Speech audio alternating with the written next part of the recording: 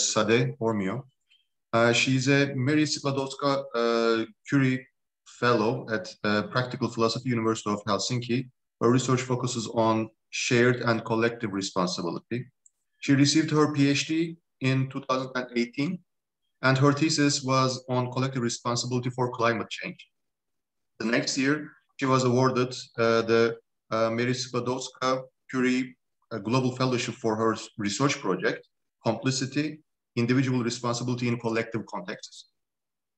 During the first year of the project, she was a visiting scholar at the University of California, Berkeley. Her project is funded by the European Commission. And now she will give us a talk about lying groups. Yes, thank you very much, Tufan and Bill, for inviting me. It's great to be here. So I'm just going to share my slides.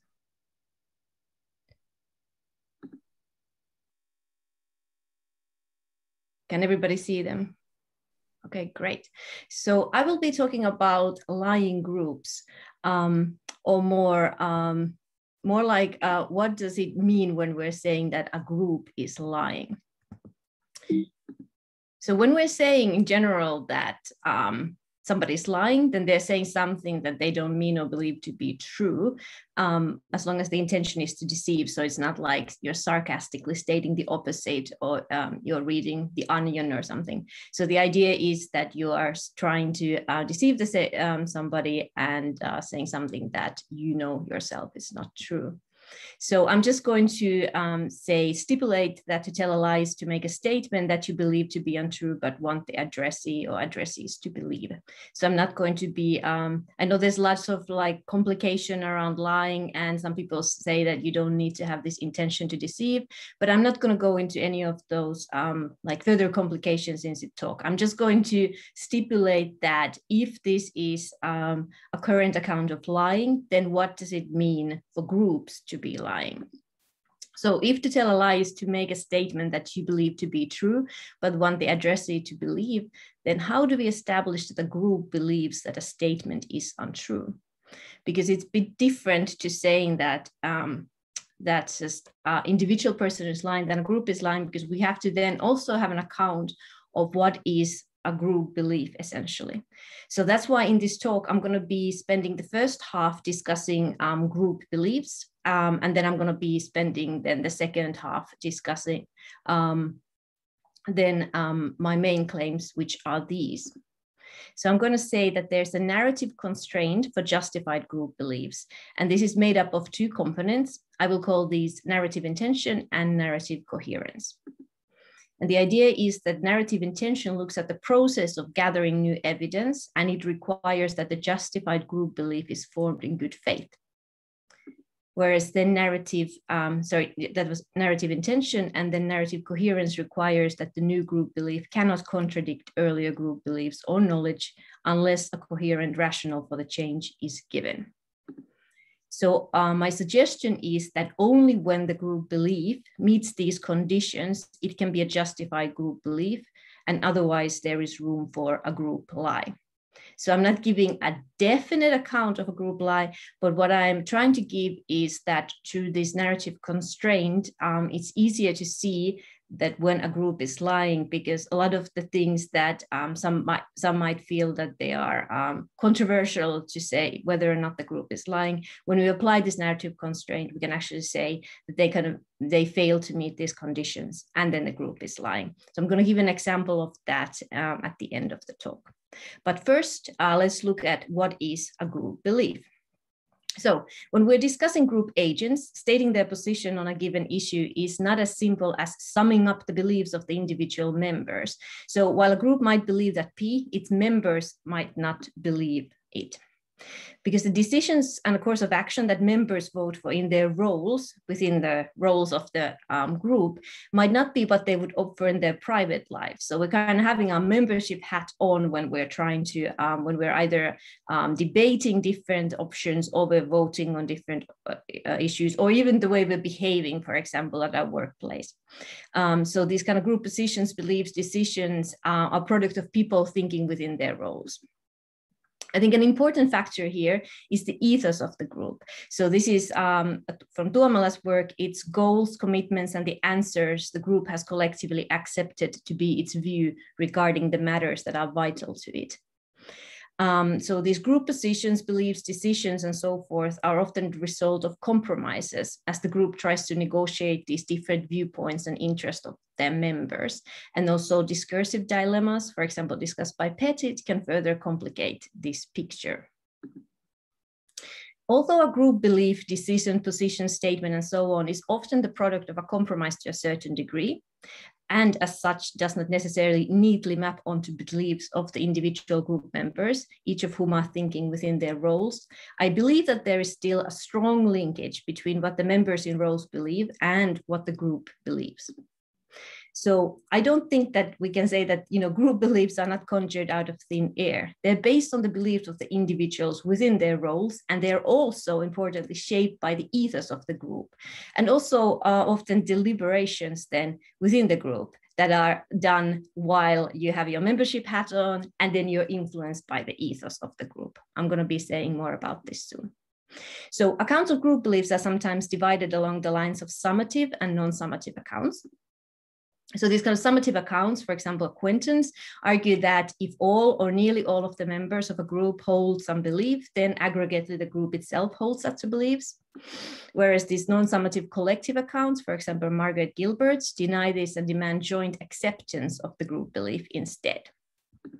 My account does not fit neatly on either side of this dichotomy, as it accepts a strong link between the beliefs of the members in roles and the group belief itself, but it also emphasizes the importance of the group ethos and deliberations for group beliefs. So what I'm going to do is I'm going to follow Jennifer Lackey in arguing that while a group's beliefs are not reducible to its members' beliefs, they are nonetheless constrained by them. I believe that a group cannot have a belief that P if none of its members have such a belief, or a belief close enough to accept that P. Instead, a significant proportion of the operative members should justifiably believe within their roles that P, or a belief close enough to accept that P, in order for the group to have a belief that P. And I think the ratio here will depend on the actual context. In any case, the group belief or position is not dependent upon any individual member's beliefs. So a single operative member refusing to accept a reason doesn't mean that the group lacks the reason, as Lackey argues. So what do I then mean by a group member having a belief close enough to accept that P? That means only that they are agreeing with the proposition and that is not in direct conflict with their individual beliefs as members. So for example, a group member might think that A is the best option for the group, but that B and C are acceptable too, but under no circumstances the group should go with option D. And in this kind of case, the member has a belief close enough to P to lend support to the group belief that the group decides if the group decides to go with options B or C. So this is just part of my account. So I think that's enough of a linkage between the members in roles and then the group belief. So I'm going to give a stipulative account of group belief. My idea in this presentation and in the paper that this is based on is not to really I originally actually tried not to dwell at all very deeply into group beliefs, and I just gave this kind of very general account of group beliefs that was supposed to be kind of making everybody happy. But after I gave this talk a few times, I realized that it was making kind of nobody happy. So I realized that I have to kind of give some sort of account. So, but I'm just giving this a stipulative account. I'm not giving a full arguments and everything for this. The idea is just that this will help you to follow then my main discussion on the narrative, coherence and intention. So group G believes that P, if a significant proportion of the operative members of G pertaining to that matter hold individual beliefs as members that P, or close enough beliefs to accept that P, and such a belief belongs within the remit of G's ethos. I'm going to say a little bit more about this. So the distinction between individual beliefs and what I will call individual beliefs as members is the key to understanding what the account proposed does not represent. It doesn't represent the furthest endest of this group belief debate, as I said earlier. So I don't go with the simple summative account or the plural subject account that Gilbert puts these two different fractions in these terms, or like he calls them deflationary and inflationary accounts.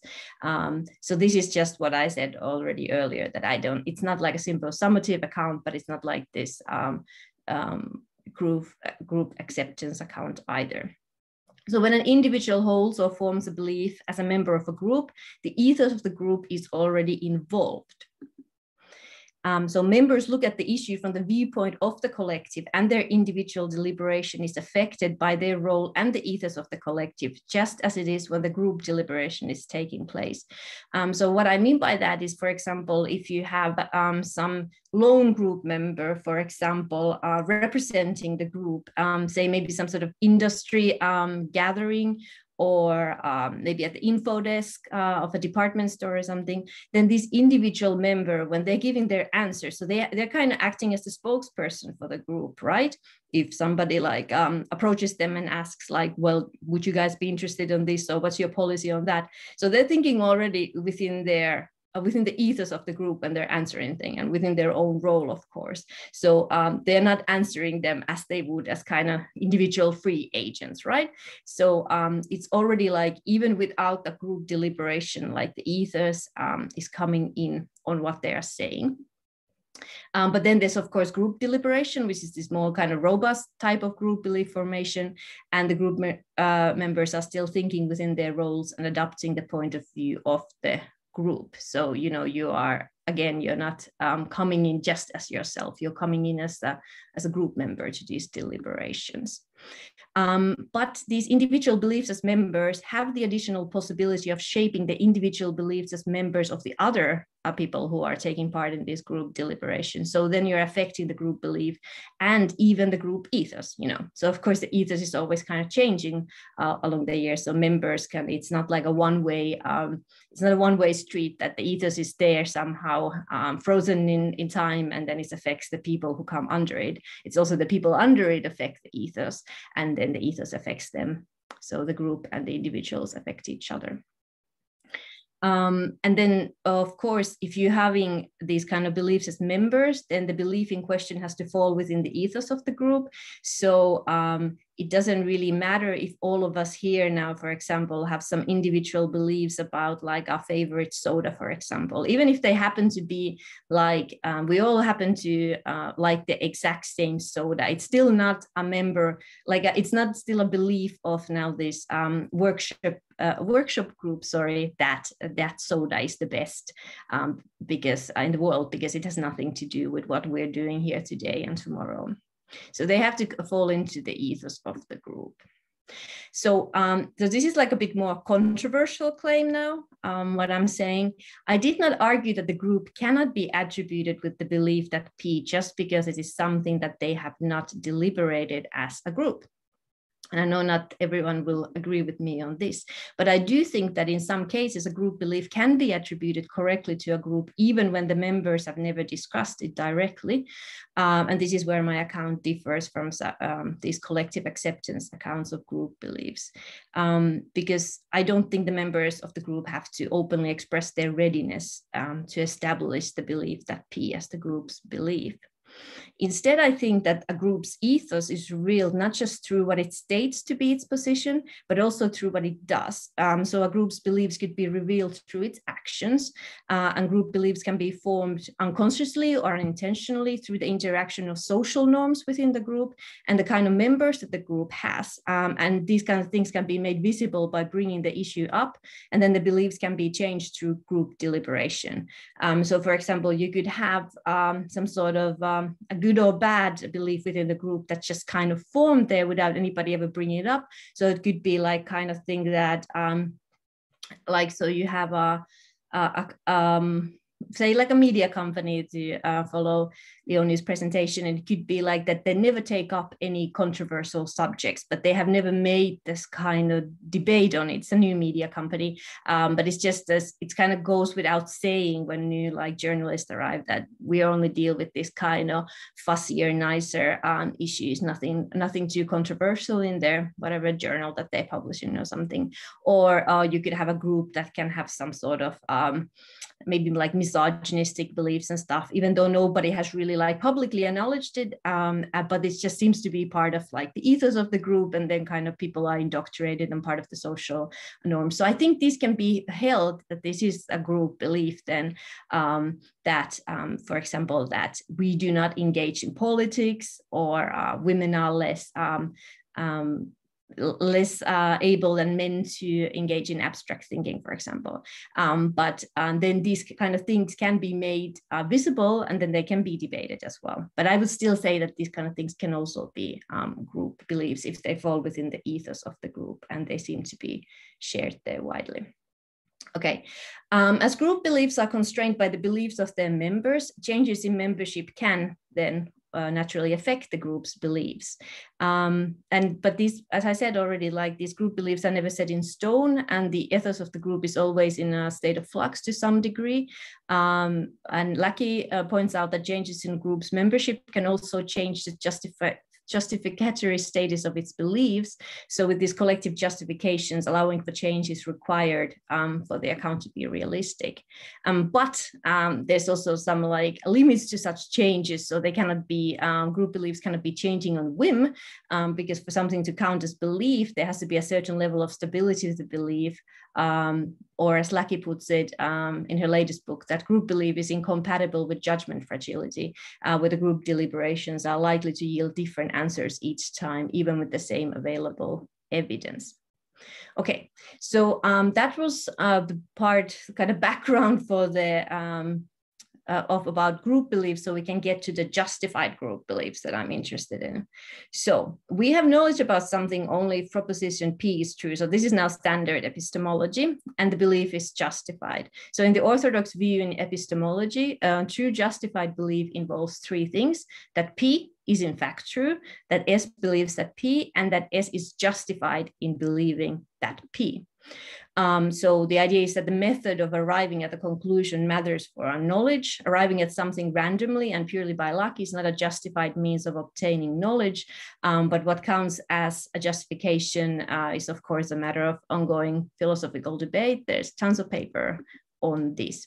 I'm not going to take part in that debate here. What I want to do is I want to suggest a narrative constraint for these justified group beliefs. And I am not providing sufficient conditions for justified group beliefs. I am providing necessary conditions. So the idea is that these necessary conditions can help us to distinguish group lies. And the idea is that if these conditions are not met, it opens up the possibility that the group is lying. So my account of what I'm saying about this narrative constraint is that it has two parts: narrative intention and narrative coherence. So narrative intention first. Narrative intention requires that the new justified group belief is formed in good faith. So this rules out group beliefs formed through manipulative means, for example. So you can think that you're bringing in only certain experts who you already know that are going to be arguing for a certain conclusion, or you ask for even like an outside expert to give you a report based on your group belief. But you know that this outside expert, for example, is super ideological, and you already kind of know what kind of report you're going to be getting. So you know that when you're ordering. So that is a way of manipulating group beliefs. So you're like bringing only certain kind of evidence to the table. So this thing is ruled out by the narrative intention, because it requires a certain level of epistemic curiosity and openness from the group to engage with the best available evidence and different views also on an issue before it makes it up its mind on the matter. So you cannot just go with your ideology and go like, this is our belief. Like the idea is that you have to have this kind of curiosity and also this willingness to engage with different views. But if such willingness to properly engage with evidence and views that might challenge the group's existing views is missing from the group, then the group beliefs are formed with the narrative intention of upholding the status quo. And this goes against the idea of forming group beliefs in good faith, where I'm saying that the deliberation should be based on the best available evidence and not on any kind of dogmas of wishful thinking. So that's why it's not enough for narrative intention that the group belief is based on the evidence brought before the group at some specific meeting. The evidence has to be the best evidence that is available to the group, because otherwise the group can easily manipulate it on a given occasion. So this can be selective evidence gathering, or it can be self-deception or lying when it does so. So the misleading selective choice of evidence can be made either intentionally or semi-unconsciously through strong biases, but it still fails the narrative intention. Group might not know the availability of a particular evidence, or it might have genuine blind spots. So, I mean, groups are not also these omnipotent epistemic agents, just like individuals, they don't know everything. And it might be that they are trying to gather like the best available evidence genuinely, but they just haven't found out about some important evidence. Maybe it's not widely publicized yet. Maybe it's some new research information, for example, or they just genuinely have not even thought that this is kind of viewpoint that needs to be brought in. So I think in these kind of cases, the group belief can meet the justified group belief requirement of narrative intention, even though their group belief is not now based on the best available evidence, because they did try. Their intention was good, as you said. But that said, there's a caveat that a group should be willing to take into account additional evidence if and when someone challenges it on its false beliefs. And if the problem seems to be implicit bias or lack of epistemically robust viewpoints on the issue, then the group should take steps to diversify its own operative membership to try to avoid coming up with such biased, issue-blind beliefs in the future. So this is all part of the narrative intention. And now let's go to the narrative coherence. So narrative coherence requires that the group belief cannot conflict with beliefs of subgroups of the wider group or earlier group beliefs and knowledge unless a coherent rationale for the change is given. So I'm not saying that justified group beliefs have to be somehow static, and I'm not saying that they have to neatly converge with previous group beliefs. So they do not have to be fully consistent. So I'm talking about coherence, not consistency here. There can be changes, there can even be radical changes, but a coherent rationale for such changes has to be given. And this kind of coherent rationale can be the availability of new evidence, like when a medical company announces that it will pursue a new line of research due to obtaining some game-changing results on some disease. And this can also appear from outside the group when another group has made a breakthrough or previously unavailable evidence has surfaced in some other way.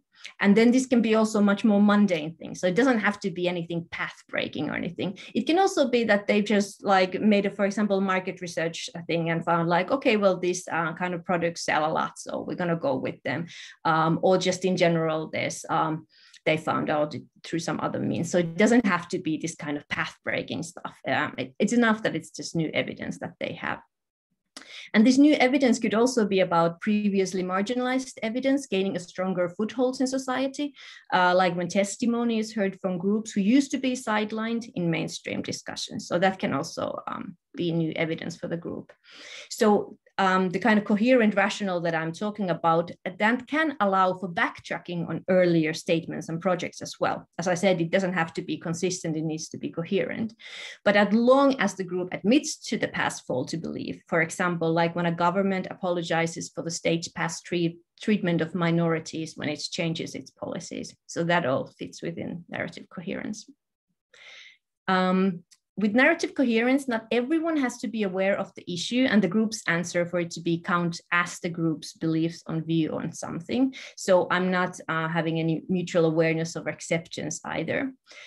Because within all kinds of groups, we have this division of labor when it comes to information and knowledge and decisions. So I'm talking about the operative members who are pertaining to that to that area where that belief is required, or that what the belief is about, then they can adopt something as the group's view within their jurisdiction without other members knowing about this. And this suffices for acceptance in my account. As long as the other members were to hear about the view, they would not feel compelled to protest against it. So we're not having this one group that are operative members in some field going totally against the group's ethos. But it's just we don't know what's happening in all areas of the group. But the idea is that as long as it goes along the chain of command, and also along the kind of division of labor within the group, then it's fine that the operative members know about it.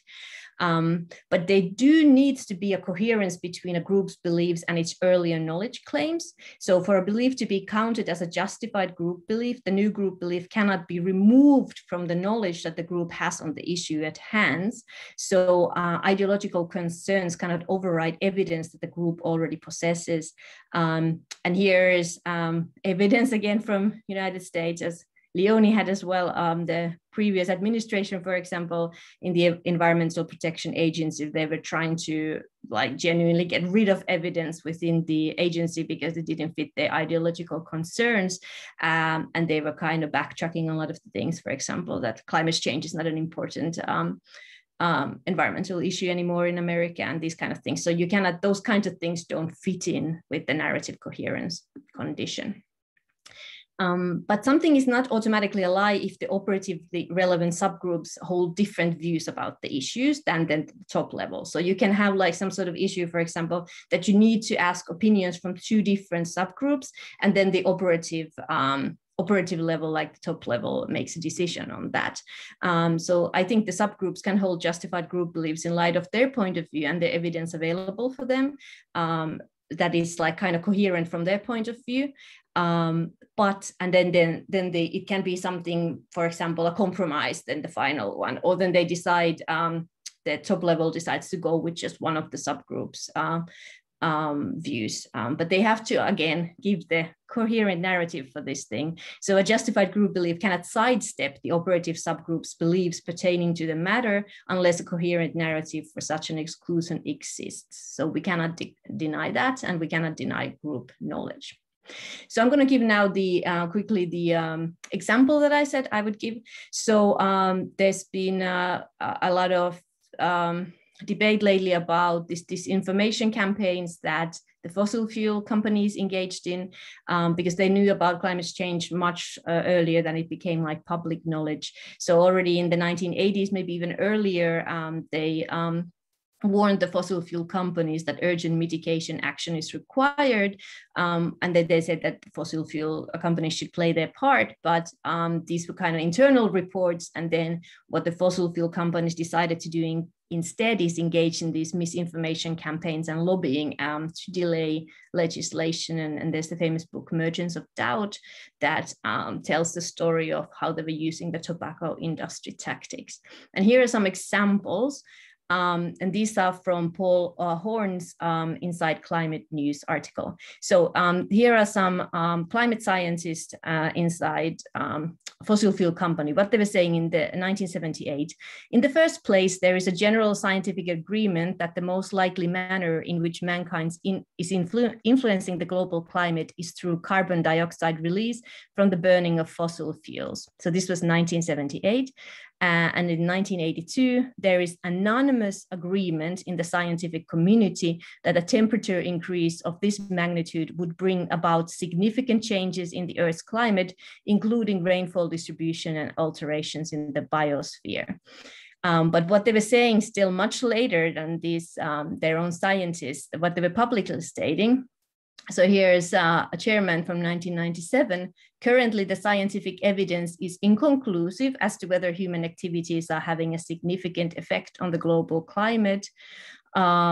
Or in 2002, a major frustration to many is the all too apparent bias of IPCC to downplay the significance of scientific uncertainty and gaps. So the idea was all the time not to say that climate science is nonsense, but to say that there's this big debate going on and there is this uncertainty going on between the scientists, and there's a big debate going on in the scientific world. So you could delay legislation, even though their own scientists were saying, you know, in this case, 20 years earlier, that there's anonymous agreement on these issues.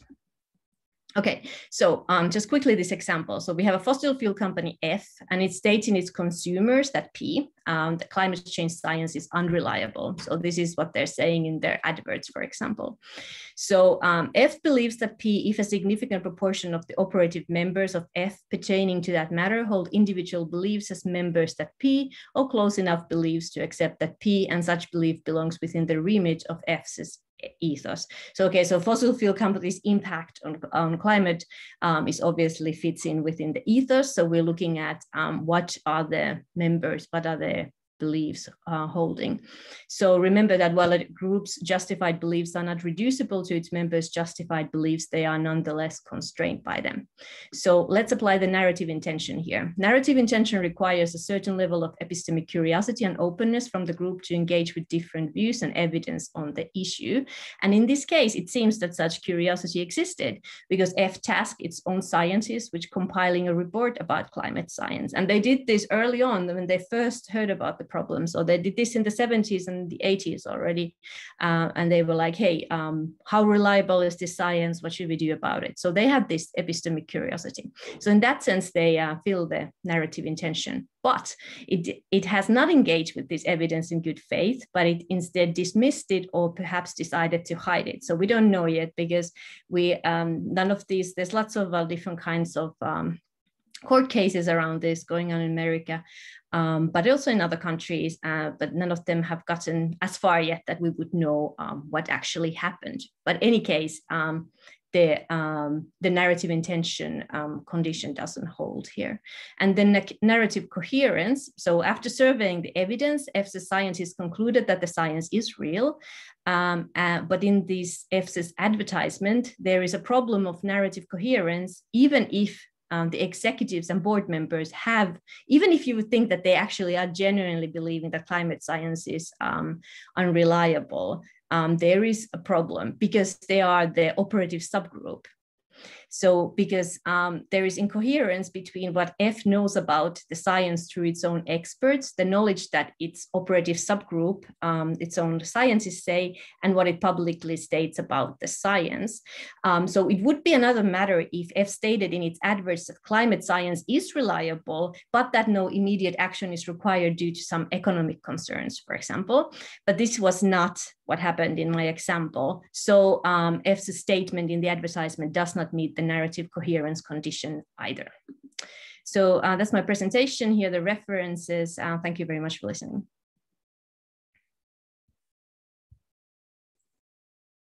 Thank you. All right. Thank you very much. And now our commentator will be Can Gencer, and he's a graduate student at Simon Fraser University. All right. Well, nice to see you, everyone. So it is 6 a.m. right now where I am. So, and I haven't had a chance to sleep much. So I am sorry if I'm a bit slow, but anyway, so I first want to start with thanking Dr. Hormio. It was a very interesting paper, and the talk was as clear as the paper. So thank you for that.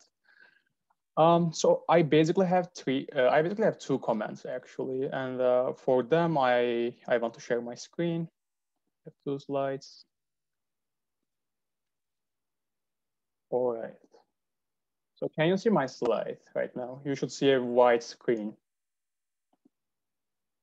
Okay, good. So my first comment is more like a point that I don't fully understand. So perhaps we can clarify that. So I'll just request a point of clarification here. So there is this claim which is included in the framework of the paper, basically. The claim is beliefs as members should belong within the remit of groups ethos. And there's also this claim groups ethos is always subject to change. So I think there is at least some sort of tension between these claims, because it seems like if groups ethos can change, there should be some point in time beliefs as members don't exactly belong within the group's ethos. So an example where this tension is clear is, for instance, well, Apple. Okay. When Steve Jobs died, for instance, Apple immediately changed its ethos, right? Its policy. iPhone 5S was supposed to be the last iPhone design, for instance, but immediately after Steve Jobs died, I guess beliefs as members immediately changed. And this was not a gradual change. That is an important point, I believe. This was just an immediate change, and immediately Apple became, some people claim, Apple became a different company. Now, this is an interesting point. If Apple became a different group, perhaps that could affect the account, but I don't know how exactly.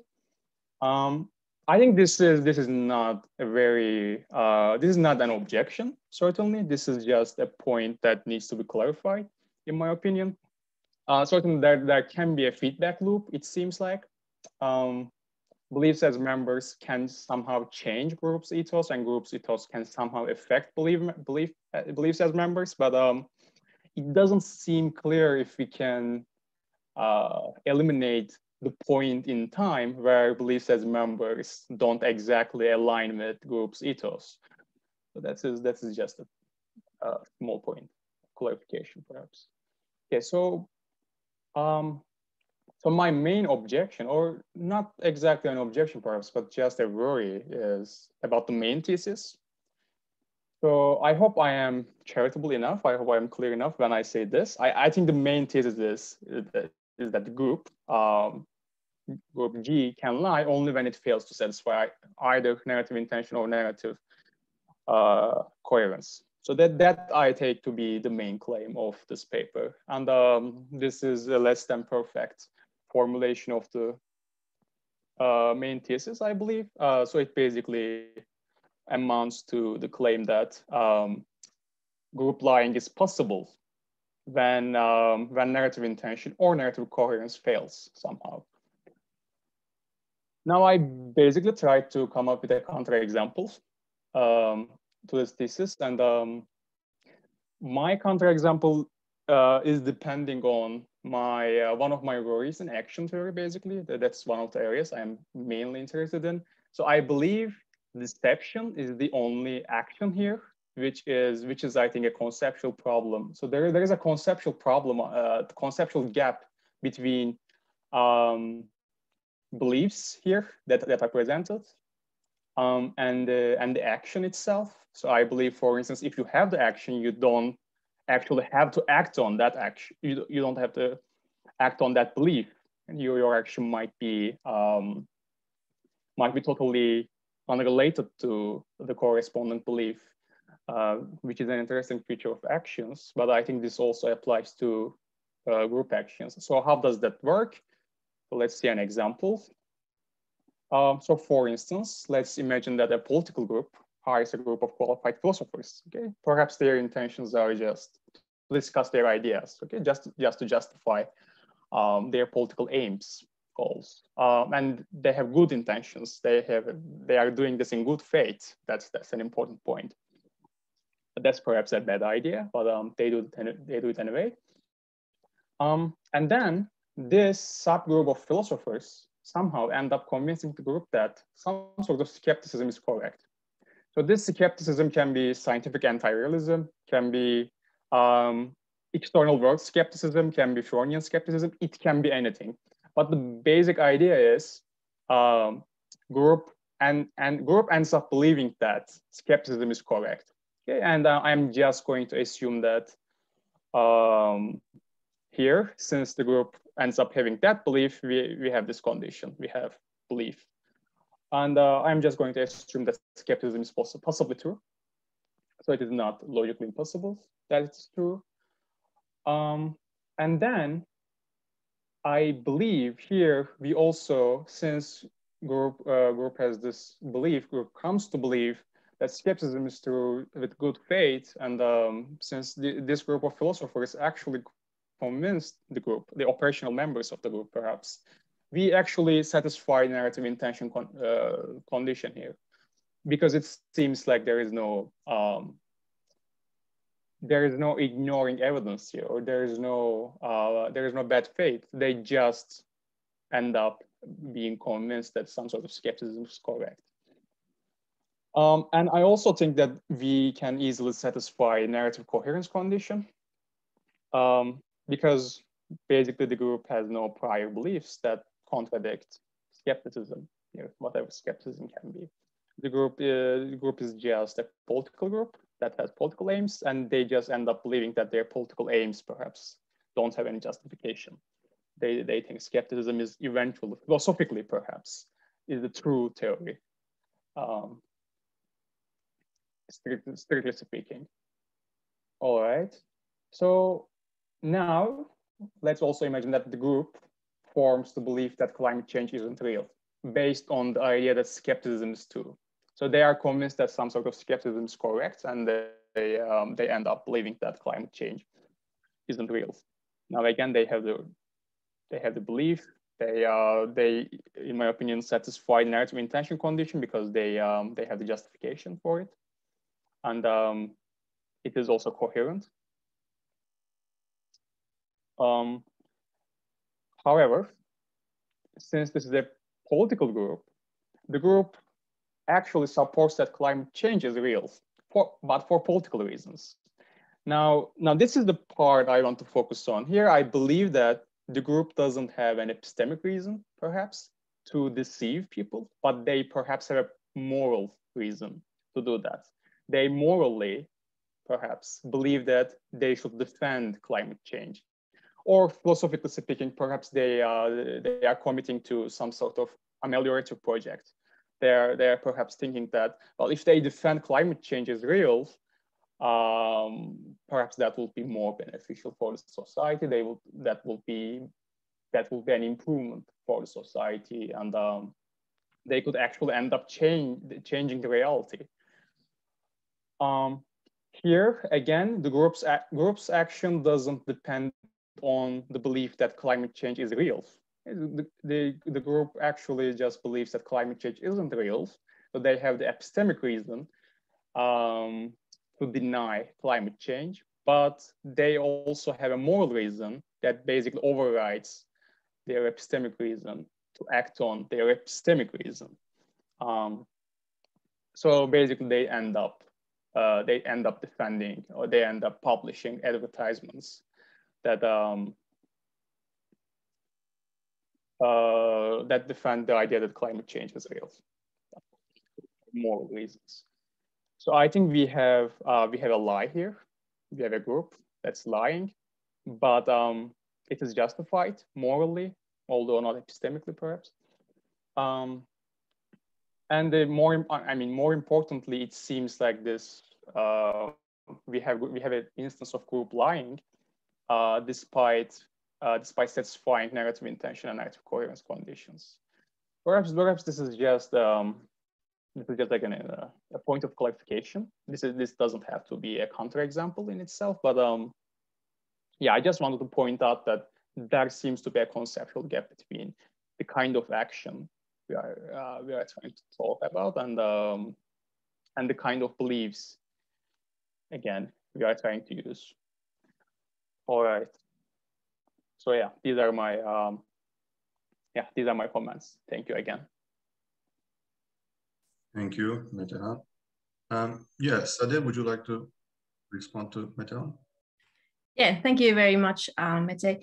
I think I'm gonna start with your second point first. Yeah.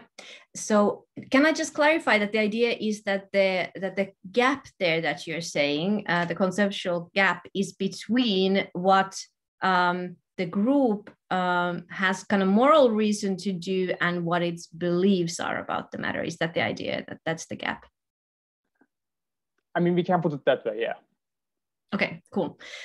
So I think, and your worry is that that this group doesn't satisfy my either one of my the narrative coherence, or it does satisfy both narrative intention and narrative coherence, but it seems that it's lying because it doesn't actually believe that climate change is real, but it's still stating publicly that it is real, right?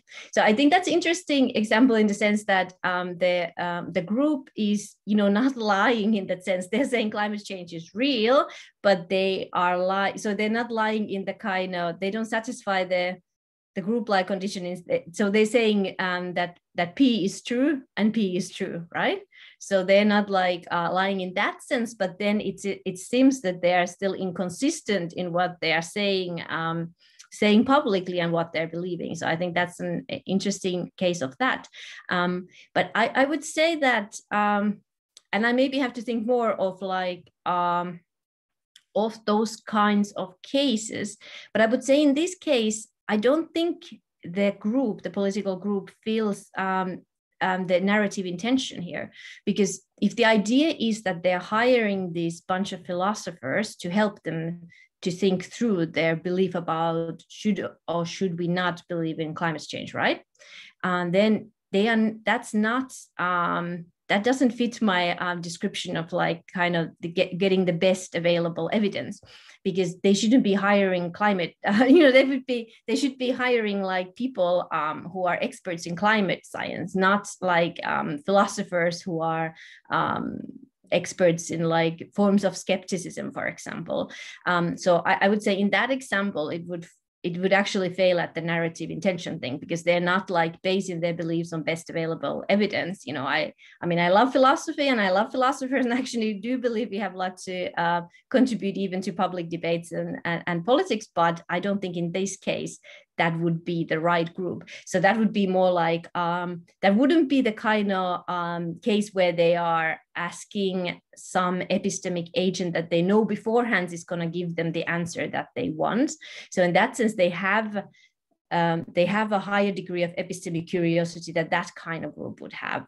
But at the same time, they are totally failing to engage with the kind of right group of experts, right, in coming up with their own view. So I don't think they would actually, in your case, they would fail at the narrative intention. And then your first question, you said the clarification about like aligning with the group's ethos, and that was also an interesting example of what happened to Apple after Steve Jobs. So the idea is that you said that there's this tension between, like, at some point there has to be tension between what the beliefs of members are and what the group's ethos is, and otherwise there wouldn't be change. And I agree, because that's the idea that you could think of the ethos as this kind of like that there's a kind of hard core center, and then there's all this stuff like bubbling around, and then it has kind of maybe in some sense like a lot of group beliefs, I would say, have quite like kind of maybe a bit fussy boundaries. So there are a lot of things that are bubbling under that there's like, and I think this is very true of like collective action, that like, even though, so think of like Democratic Party in the United States at the moment, right? There are certain things that they're now pushing for, and there's certain things that are at the core of their agenda. But at the same time, what's bubbling under and getting like kind of increasing foothold is the more kind of AOC wing of Democrats, right? And their kind of concerns. They are actually changing the ethos of the whole party as well. So, like political parties can go more towards the left or the right and stuff. And that's exactly what's happening with the members. So that's, of course, when you have a very kind of a charismatic and influential person like Steve Jobs, they're going to have a huge influence on the company. And it goes without saying that it's going to change a bit. But what I say that the tension, I don't think there's necessarily, it's more like an organic thing how groups work. The tension would be, and here I think I'm being not clear enough. So when I'm saying that the beliefs as members has to fit in with the ethos of the organization, I am not saying that it has to fit in with the kind of organization's belief about that matter at this time, right? So what I'm saying is that it has to be something that fits in with the kind of general questions and concerns that are part of the ethos of the group. So that's why like if all the group members are thinking about something that has nothing to do with what the group is about, so we're all thinking about some certain soda, there's no point of saying that that has anything to do with the ethos of this Zoom meeting. It's harder with this kind of temporary groups, but you can think of like your university and maybe your department. So maybe everybody in your department is like a real big fan of certain rock band, right? But I mean, that's the fan of them, even if they're aware of being aware, all fans of this rock band, still kind of, unless they kind of start doing some stuff that is every time they have a coffee break, they're playing the music or something. I mean, it has nothing to kind of do with the ethos of the group in itself, right? Because it doesn't have anything to do with the things that they're studying and things. So that's what I'm saying, that the kind of subject matter has to fall in within the ethos, right? Not that the individuals have to believe in a certain way, if that helps. But thank you for the comments. All right, thank you. Now, again, there is this reactions button at the bottom of the Zoom. So there is raise hand there. So if you have a question, please raise your virtual hand. And let's start with Dilara. Thank you too. So I have 2 points. The first one is about more, I guess, the idea about this unconsciously lying groups. So I was wondering how a group could lie without consciously or without kind of deliberately lying, because for a human case, I guess, it is easy to imagine, but when it comes to groups, it looks like it is hard for a group to lie unconsciously. And also I have a kind of a conceptual point there, because normally if someone unconsciously lie about something, we wouldn't call that a lie, but instead we would say that that person doesn't know actually what truth is. So they are lacking an information rather than directly lying. And also in real life, when we see someone lying to us, we can see that maybe we can guess that they're lying because their body language or their social emotions or their expression of their emotions kind of tells us that, gives that signal that they must be lying. But for the groups, again, I'm not sure how can we know that they're lying. So yeah, I was wondering about those 2 points. Thanks. Thank you, Dilara. Yeah, so I don't think I was talking about, or at least I didn't mean to talk about unconsciously lying groups. So I was talking about the kind of unconscious beliefs that groups might have, that they haven't like openly debated them. So that's a bit different. I think it's maybe hopefully more okay for you to have like unconscious beliefs that the group has, that kind of comes through the social norms and the people who are, and there you can have things like implicit bias and things like that. And then the group can only become aware of it, like later on if somebody points it out. And usually it has to, if you have like these kind of epistemic bubbles, it usually has to come from outside the kind of spark to say that you have some sort of a funny belief they're going on. Like people could take it for so like kind of obviously within them, the group agent, that they don't even like kind of, they're not aware that it even exists, right? So I believe, but I think it's like, maybe it's the stuff that I was talking about there, that when, if you have a very strong ideological reasons for something, maybe you're thinking about that, like ideological reasons for the group that they want to believe in something, and then they end up kind of lying without wanting to. So maybe that would fit into that. But I think then it kind of, then the idea is that then it shows up in that they are not engaging with the evidence in the way that they should be. So they are aware, they're not, they're aware of, maybe they're aware that, like some people disagree with such views, but they're just not kind of willing to engage with them. So the ideology can like make it blurrier for the group beliefs, but it wouldn't. I don't say it would amount to unconscious lying, though. Does that answer the question, or is it? Yeah, about if we talk about unconscious belief, although I'm not sure what those beliefs are, because it seems like it's hard to even talk about them, because what if I want to just like attribute those beliefs to a group, so I can be easily saying that this group definitely implies this kind of beliefs too. Maybe they're unconsciously believing in this way. So I'm a bit like worried about that point, but I am also still curious, what would you say about the imagine a group they're maybe having these beliefs and they're intentionally want to lie, but I'm wondering what that theory or that claim would lead for people who are interacting with that group. So can we say that we should be knowing that they're lying, or does that make them legally responsible or morally responsible in the way that it normally makes an individual responsible? So okay, so yeah, I don't like so here I'm kind of talking more like the kind of epistemic responsibility with some moral responsibility thrown in, but those kinds of, they often go a little bit hand in hand, but then they're separate issues. But yeah, I'm not talking about legal responsibility here at all. So I mean, even though I mentioned the legal cases, then it comes like, you know, there's then all the worries about freedom of speech and other things that where you have to be really careful about, like what kind of, for example, if you wanted to legislate against group lying, that could be quite iffy. But then maybe with this kind of environment of the fake news and everything, like maybe we do need something more, like, you know, I don't know. Those are very tough questions that I'm not trying to answer in this paper. If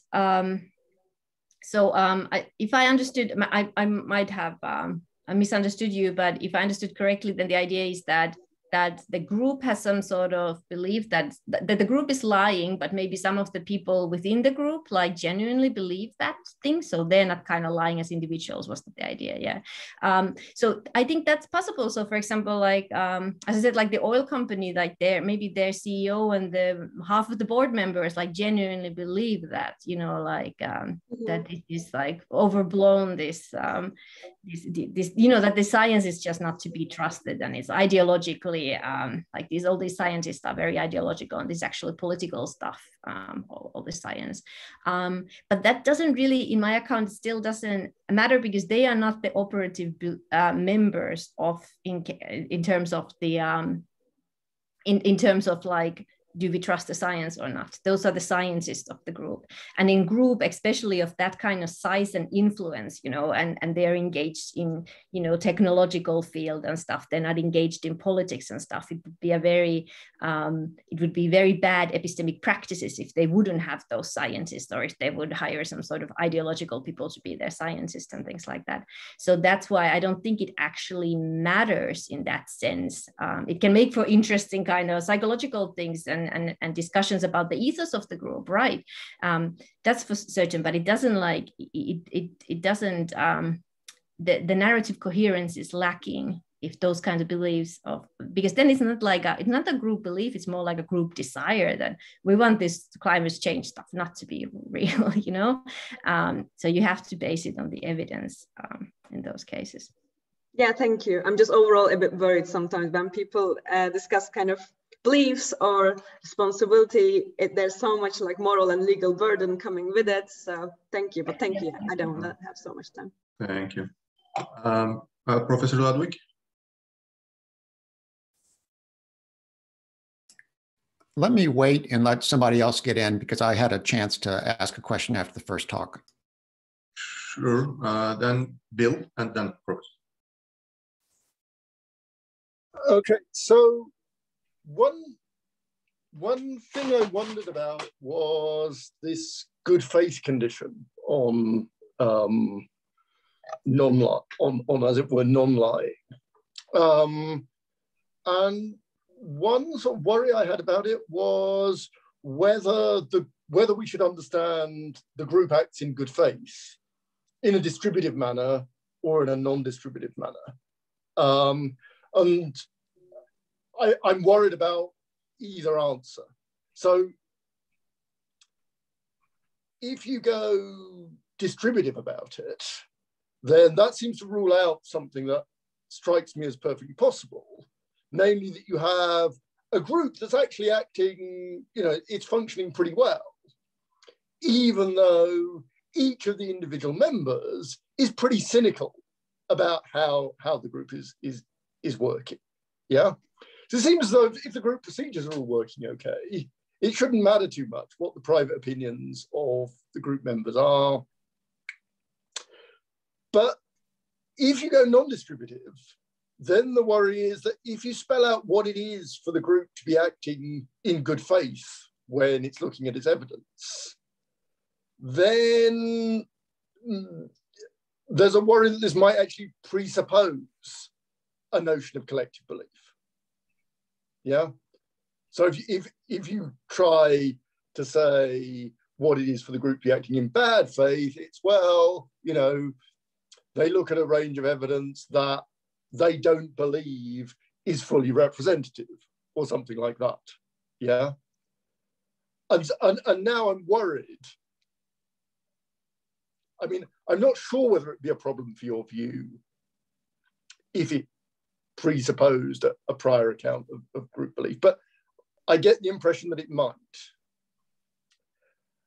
And I suppose I also worried about spelling out what a group's ethos was in similar ways. But forget about ethos for the time being. What about the good faith condition? Okay. Thank you. That's a great question. I would say, I haven't actually thought about it as those terms, but I would say that the good faith condition is distributive, but then the ethos is non-distributive. And your worry about if it's distributive is like that it shouldn't really matter what the private members think as long as they kind of act well as their in their roles, yeah, right? Yeah, that's right. So there, I think, like, I would refer to that P where I was saying that they don't actually have to believe that P, they just have to have a belief close enough that P. So, I mean, it would feel weird to say that, they are like all willing to go for something completely against their view, that they cannot, that it's kind of unfathomable for all of them as individual members, and they would vote for that. But they can be like even big, it can be that they all think like in ideal world, we would all go with A, but like this is not ideal world, so we're going to go with B or C. And it might be a huge like personal compromise to these members going with B and C, but they can kind of still live with them. And I think when the group members cannot live with a decision that it's not close enough to their kind of preferred version. So this is quite a lax condition, I would say. So, I mean, there can be a lot of leeway here. But if then, we have people who are, for example, quitting different group agents and saying like, I just cannot be part of this group member anymore, that this is like, it goes against my own beliefs and stuff. And that kind of makes sense, I think. So I wouldn't be so worried about it being distributive, I suppose. Right. I mean, you seem to be sort of, in a way, an optimist, in the sense that you sort of seem to believe that if there is that much cynicism going on, the group is eventually going to fail to function. Yeah. The people are going to resign and so on. Yeah, I mean, there could be sometimes that there's a lot of external pressure for them to go through some way. And I think it is possible that the group will go even like if it's kind of against them, if there's enough external pressure. Maybe it could be like that kind of political pressure that was talked about in the comments and stuff. But I do think those kind of groups tend to, it doesn't have to be immediate, but given a few months or a few years, those kind of groups tend to kind of fail and come apart in the end. I don't think a group can handle that kind of tension for too long. If it is like a complete like discord between what the members think and what the group thinks. Okay. If the members have some freedom to like to choose like things, we're not in now some sort of totalitarian regime where they have to be part of this committee or something like that. we should talk about this more sometime. Yeah. All right, thank you. Professor Ludwig? Thanks very much for the talk, Säde. I have a question about the sort of strategy that you were undertaking and trying to characterize lying groups. You characterize lying as making a statement you believe to be untrue when you want the addressee to believe it. And so it looks like all you need to do is to characterize group belief to get your story about group lying. But you characterize justified group belief and by laying down certain necessary conditions on it. So I'm sort of, why? Why justified group belief rather than just group belief? Because it does look as if groups can believe things, even though they're not justified in believing them, and fail the two necessary conditions you lay down on justified true belief. Yeah. Okay. Well, that's a great question. I think the reason why I like my so-called strategy that you worried about, the reason why I ended up with such a strategy is because I started this off from thinking about more in terms of like the incoherence between previous group knowledge and then group statements that come later on that could how could we say that those that certain kind of group statements kind of fall outside the kind of what is acceptable for group beliefs to kind of change. So I wanted to have some sort of like conditions for that. And there then, because I was talking about knowledge, like the justified belief came in from there. But now when you said that, I have to think that through. I have to think, I don't know. I think it's because I do still have the knowledge thing there in the narrative coherence. So because I'm saying that it's not just that it has to be coherent with previous group beliefs. I'm also saying it has to be coherent with previous group knowledge. And that's the kind of, and I talk about in the paper, I talk about group knowledge more as well. And I'm giving examples of that, but I cut them out from this talk because it would have been just too long. So that's the reason I have the justified thing there, because it's linked to the knowledge condition, but I'll have to look through it again and see if I need it. So thank you, that's a great comment.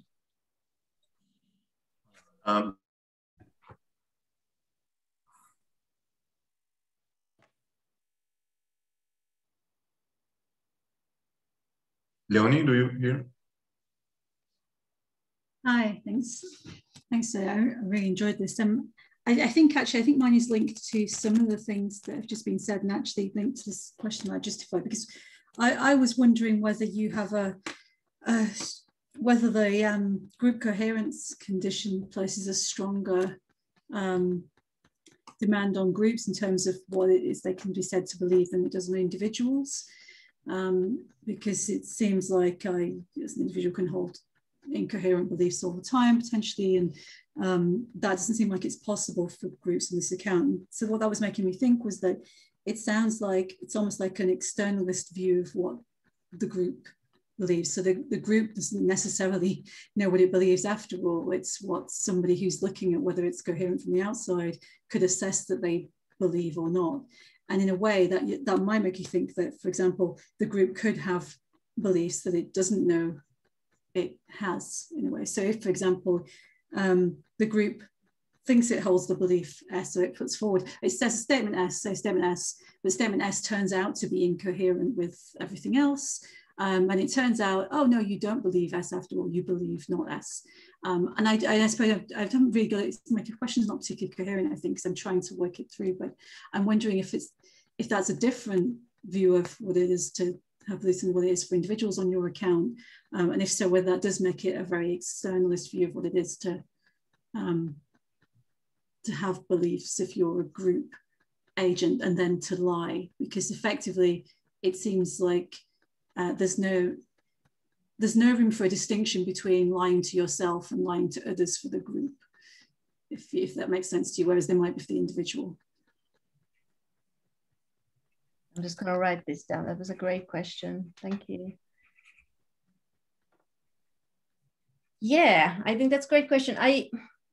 I do think that, yeah, you're right. You have put your finger on something very important. I do think that group coherence is more stringent, like, and that's on that's part of my like that I'm very happy to subscribe to. It is more stringent for groups than to individuals, and I think it's because groups should be kind of more, and we do actually think like this. You know, we are thinking like, if an individual researcher from Helsinki Uni puts out a statement versus if University of Helsinki puts out a statement, you know, we're holding that later statement to more kind of stringent epistemic standards, because I do think group agents are very different kind of epistemic agents than individuals. So yes, definitely, I do think that the group coherence is giving more stringent conditions for group beliefs than individual beliefs, whereas individual beliefs can sometimes be maybe the whole idea that it's a group and you have this division of labor and this cognitive like kind of, you know, you should have this kind of epistemic diversity as well, that's the whole idea, that it should pick out these kind of incoherent group beliefs like in better way. And then you said that then it might be that the group has kind of beliefs that it doesn't know, because it may be something that it thinks it is belief. It's kind of incoherent with something that it kind of knows but doesn't realize it kind of knows. And I think that could be true as well. And it could be that that's kind of the weird things about like our social lives. And then it could be that, you know, like say that one group inside it is kind of like they are putting, and I don't think this is kind of, I think this is true to life. So say that a university is coming up with some HR policy and they're like, and this is what we're going to do. And we've consulted with these experts and And then maybe a group which is maybe more marginalized within the university or who were certainly not consulted are like, hey, wait a minute, you know, what about this and point of view? And we've conducted maybe even some research and And then the university has to kind of backtrack and go like, okay, well, actually, we're going to, you know, if they're a good university, that we're going to like, take this into account, and we're going to kind of, you know, revise our group belief on what should be done about this matter, for example. And then it could be also like interesting thing is like, what if, because I'm saying that some of the group knowledge could be also in like files and archives, for example. You don't know it. I think then if nobody knows that it's there and it's not like in that kind of active way, I don't think then it's incoherent. It's just kind of lost knowledge to the group, and we need to find it before it could make any beliefs incoherent. But yeah, that the kind of the lying to others and lying to yourself thing, I think that's an interesting thing that I haven't thought about. So thank you. You gave me a lot of food for thought. All right, and Murali. Hi, thank you for that. I'm really wondering whether it's knowledge you want to appeal to in all of this. For a start, you talk about this idea of accepting something, even though you might believe otherwise. Presumably, if it's going to be related to knowledge in some way, it's going to be justified acceptance rather than just you're willing to go along with it, as it were. In which case, I'm not sure that's compatible with you being justified in believing A, but also in believing A, but justified in accepting B instead. I can't see what the notion of warrant would be, where you know the warrant is for A, and somehow you're also warranted in not going for A, but for going for B. So why not just dismiss knowledge? I mean, suppose it turns out that climate change is not caused by carbon dioxide or something like that. Suppose science did get it wrong. You don't want to be hostage to that, to criticize Exxon and others. They were going against the best available evidence. Doesn't matter whether it counted as knowledge or not. Knowledge relies on factivity, and you don't want to be hostage to that. They're culpable because they went against the evidence. Anyway, that's my... So is the idea that, thank you. So it's the idea that when I said like that it cannot go against the previous group knowledge, that you were saying that it would have to be the previous group evidence on the thing. Yeah, okay. Or warrant. Yeah. Yeah. Okay. Interesting. I have to think about that. Thank you. And Ahmet Gönüllü. Hi. Am I audible? Yeah. Yeah. Great. Thanks. Thank you so much for the talk and the conference in general. It seems to me that both summative and non-summative accounts are rejected to explain a change in group beliefs. So these accounts suggest that all members or most of them should believe the the belief P, and that members of the group have a joint commitment to the belief P respectively. So by rejecting these accounts, we count operator members as responsible for the change in a group P, right? So, however, I believe we might still need one of the rejected accounts here. So if we accept that a change in the group belief requires the belief of operator members changes, then we need to understand how the belief of operator members changes before attempting to explain the change in the belief of the group. Nevertheless, I think we can treat the operator members of the groups as a subgroup of the original group. So if the belief of this subgroup changes, and if the aforementioned accounts are rejected, then we have to understand the changing in belief of the operator members within the group of the operator members within the original group. So this seems to me a sort of regress problem. In order to cope with this problem, don't we need to accept at least one of the accounts rejected before? Okay, thank you. Great. So I can clarify. So the idea is like, I'm not rejecting them outright. I'm more like seeing that there's like a continuum of, you know, like they're like two different ends of the continuum of the kind of account of group beliefs. So I think they both have some elements of truth in it and things that we need, as you said, to make our accounts of group beliefs. But I don't think either one of them, kind of the extreme ends of the continuum, have gotten it completely right. So that's why I'm kind of rejecting the idea that I have to subscribe to either end to have my account, and I'm instead like kind of taking elements of both of them and saying that that's the kind of building blocks for group belief. Does that alleviate your worry, or? Yeah. I mean, I'm still doubting that whether we can count these operator members as a subgroup, and whether we have to explain change in their beliefs by looking at one of these accounts. But yeah, thanks a lot. All right, thank you, and let's thank Säde Hormio one more time for the great talk.